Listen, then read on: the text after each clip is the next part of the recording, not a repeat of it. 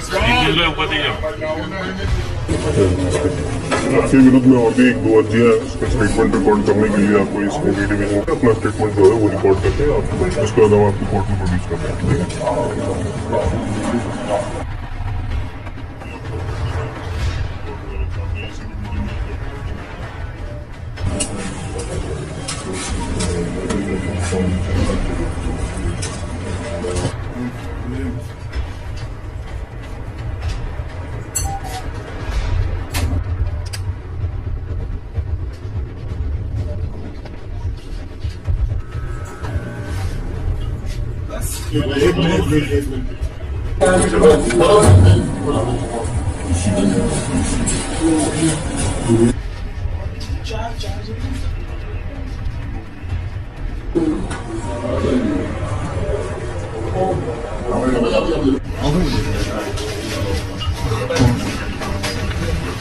तारीख 2/6/2024 को Kapodra police station के विस्तार में एक एफआईआर दर्ज हुआ, जिसका under section 386, 389, 504, 5062, 328, 507, 120B of IPC, 66E and 67 of IT act के तहत एक एफआईआर दर्ज हुआ। इसमें टोटल 5 से ज्यादा आरोपी थे। इसमें एक आरोपी कीर्तिबेन डॉटर ऑफ रणछोड़ भाई अडालजा, रेसिडेंट इनका पर्वत पाटिया सूरत है। ये एब्सकॉन्डर थी पिछले 10 महीने से और सेक्शन 70 ऑफ सीआरपीसी के तहत एक वारंट ऑफ अरेस्ट इशू किया गया था ऑनरेबल कोर्ट के द्वारा।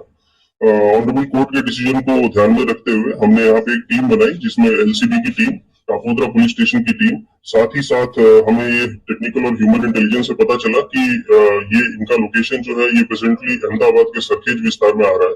तो सरखेज पुलिस स्टेशन के जो लोकल स्टाफ है और जोन 7 अहमदाबाद शिवम वर्मा, उनका सपोर्ट लेके हमने काफी वर्कआउट करने के बाद इनको सरखेज पुलिस स्टेशन के विस्तार से अहमदाबाद से इनको पकड़ा है और अभी हम इनको ऑनरेबल कोर्ट के पास लेके जाएंगे और अपने जो हमारे जो पुरावा है वो सारे रजू करेंगे और फिर ऑनरेबल कोर्ट डिसाइड करेगी कि आगे कार्रवाई क्या होगी।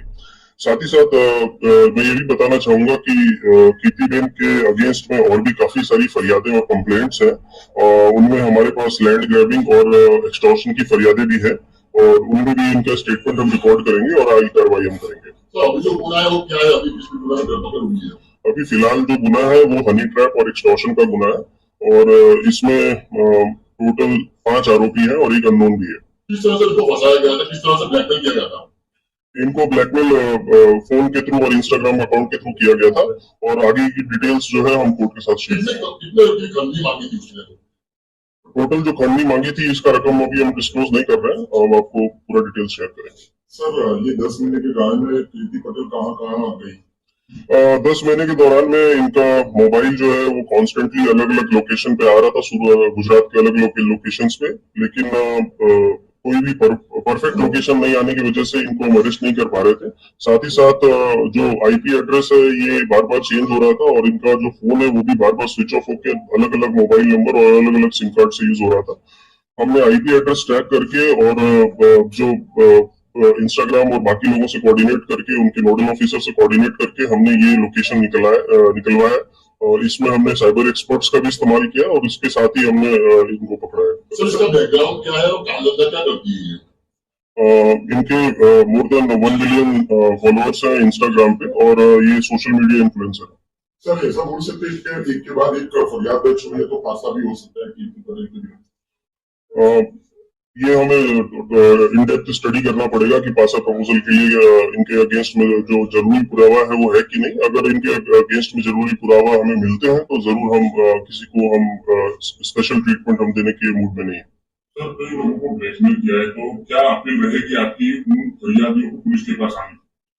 कोई भी फरियादी, आपको अगर ऐसा लगता है कि आपको किसी ने एक्सटॉर्शन किया है, किसी ने हनी ट्रैप किया है, अगर आप कोई भी आपको सोशल मीडिया के दबाव में डाल के आपको ये सोच रहा है कि वो कहीं पे भी आपको ब्लैकमेल करेगा, तो आप ये गलत बात है और आईपीसी और बीएनएस की धाराओं के तहत आप पे जो आरोपी है उस पर कड़क कार्रवाई होगी और पुलिस आपको अपील करती है कि आप पुलिस स्टेशन में आए, फरियाद दें और आप डीसीपी ऑफिस भी आ सकते हैं, एसीपी ऑफिस भी आ सकते हैं और फरियाद दे सकते हैं और साथ में पुलिस पे कड़क से कड़क कार्रवाई करेगी। जोन 1 विस्तार में अलग अलग पुलिस स्टेशन में अर्जियां हैं।